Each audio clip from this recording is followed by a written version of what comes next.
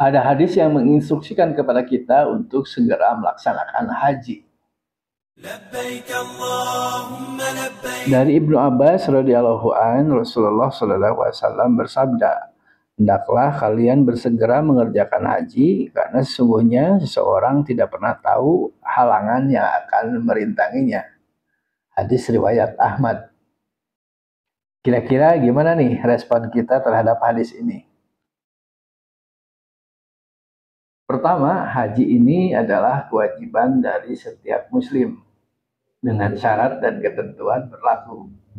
Kalau ini kewajiban, kalau ini perintah dari Allah, maka sebagai orang yang beriman, tentu saja kita harus segera meresponnya, kita harus segera menunaikannya.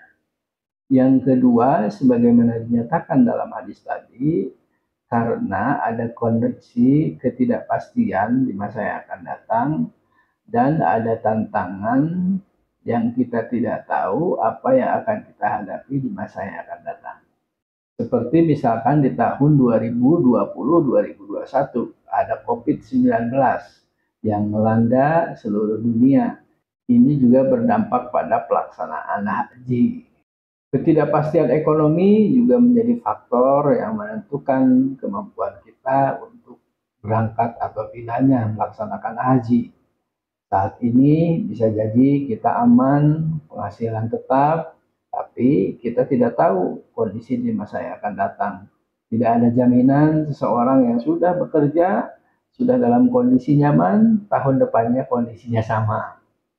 Jadi mumpung kesempatan kita ada, yaitu dananya cukup, ekonomi kita baik, sudah sewajarnya kita menyelenggarakan ibadah haji.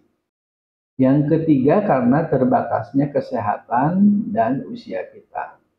Muda belum tentu bugar, muda belum tentu panjang umur. Dalam kondisi normal belum tentu kita terhindar dari segala penyakit.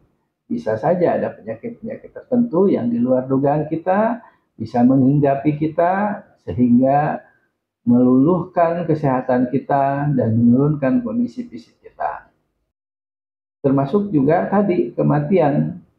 Ada yang sehat meninggal, ada yang sakit malah panjang umurnya. Tetapi kalau sakit yang ini membutuhkan pertolongan orang lain, tentu juga kita tidak bisa melaksanakan haji. Yang keempat, kuota haji yang selalu berubah-ubah. Indonesia dari tahun ke tahun diberikan kuota yang tidak tetap oleh pemerintahan Arab Saudi. Karena kuota yang dibatasi inilah, maka sudah sewajarnya kita menyelenggarakan ibadah haji. Yang kelima, ternyata harta yang kita infakkan di jalan Allah atau harta yang kita gunakan untuk ibadah kepada Allah, maka akan kembali kepada kita dengan jumlah yang berlipat-lipat dan lebih berkah. Dan itu janji Allah. Tidak ada ceritanya orang yang selesai haji kemudian miskin. Malah hartanya semakin banyak dan semakin berkah. Dan ini janji Allah kepada siapa saja yang menginfakkan hartanya. Jadi keberkahan-keberkahan hidup, kemudahan-kemudahan hidup itu akan kita dapatkan manakala kita merespon dengan baik perintah-perintah dari Allah. Nah teman-teman, dari kelima alasan ini saya kira kita kembali ke nomor yang pertama, yaitu kita harus mengevaluasi mengenai kesiapan kita, kemampuan kita, syarat dan ketentuan untuk melaksanakan haji. Itu kita harus lakukan evaluasi terhadap diri kita sendiri. Benarkah kita ini belum mampu?